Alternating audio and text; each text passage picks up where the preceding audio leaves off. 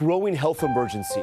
The new case confirmed in Boston, and word now that the Department of Defense will be providing quarantine facilities if needed. The coronavirus death toll rising.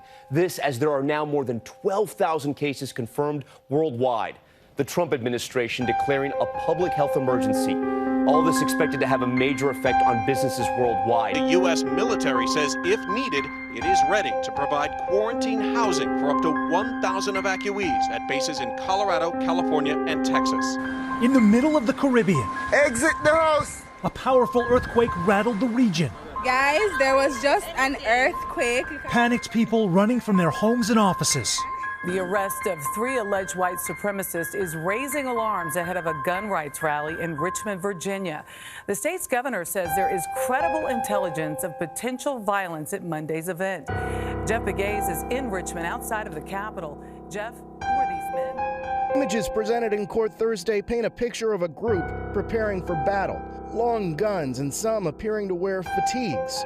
One of the men, Patrick Matthews, is a Canadian Army veteran who is said to be an explosives expert. American Brian Lemley Jr. is an Army veteran who served in Iraq. The third suspect is American William Bilbrough. The men are alleged members of the Base, a neo-Nazi group that advocates violence against minorities while rallying around slogans like Save Your Race. Investigators allege the men had built a functioning assault rifle and had recently bought more than 1,500 rounds of ammunition.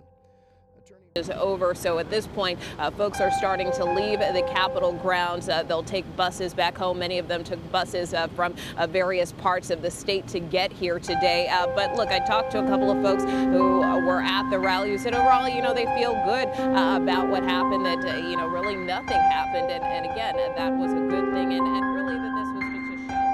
Out of that historic victory for President Trump in the impeachment trial, the Senate acquitting him on both charges. This was a straight party line.